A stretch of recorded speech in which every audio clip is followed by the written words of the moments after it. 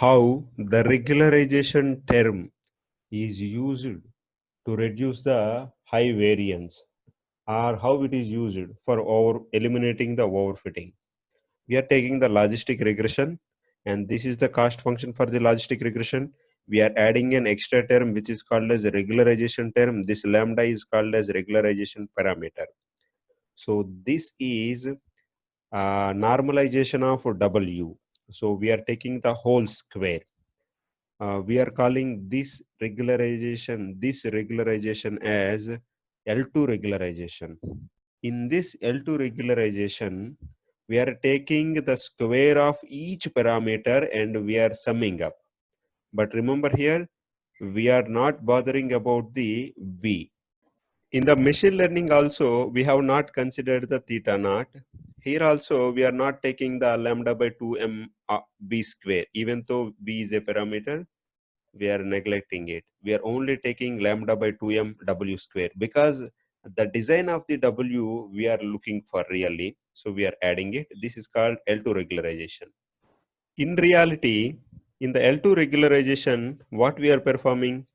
We are performing the multiplication of the parameter matrix W and its transpose. We are multiplying the W transpose with itself. It is giving a 1 by 1 matrix, which is the squared sum of all parameters. This is what we are doing in the logistic regression for implementing a regularization term. In the similar lines, we implement the regularization even for the neural networks also. We will see that. In the neural network, we have taken the cost function. This is having so many layers. So many parameter matrix W1, W2, and so on, WL. Here also we are adding lambda by 2, normalization of WL square, which is the L2 regularization. But here, because we are having L number of layers, we are adding the squared summations of all matrices for the L layers. That's why I am writing small l is equal to 1 to capital L, where this capital L is representing the last layer. And similarly, we are writing normalized value of WL square is equal to I is equal to 1 to NL, and J is equal to NL minus 1, where I is representing the rows and J is representing the columns of the parameter matrix.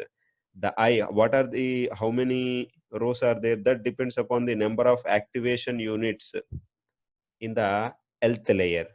And how many columns are there? That depends upon the activation units in the number of activation units in the L-1 layer. So we are using this W, which is having the matrix size NL by NL-1 with rows, number of activation units in the Lth layer, and columns, a number of columns as a number of activation units in the L-1th layer. We are taking this W and we are taking each and every element and we are summing up all the squared elements. Finally, we are getting the W square for each and every layer. We are calling this normalization as Frobenius normalization. So this is a technical name, Frobenius normalization. Now, finally, we want to get the DW. In this DW, we are implementing the regularization term as lambda by M into WL. With the addition of this lambda by M, WL regularization term, the DW value is incrementing. Because the DW is incrementing, the W is decrementing. So finally, we are achieving a condition that is the weights or parameters are decrementing. That's why we are calling it as a weight decay. But we are still having the doubt how the introduction of the regularization term is preventing overfitting. We are explaining that. For example, take a tan H activation function. This is a tan H activation function. Now we are introducing the lambda, and the lambda value we are incrementing. Assume the lambda value is high, and because of the lambda value is high, the WL value is decrementing. Because the WL value is decrementing, the Z value is also decrementing.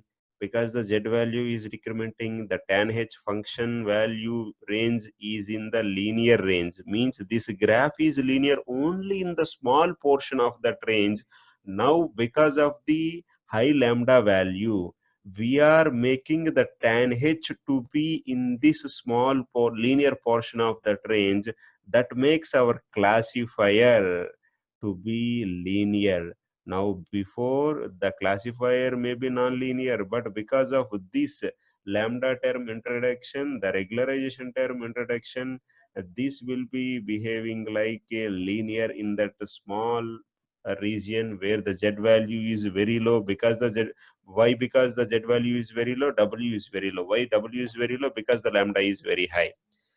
This is how we are preventing the overfitting.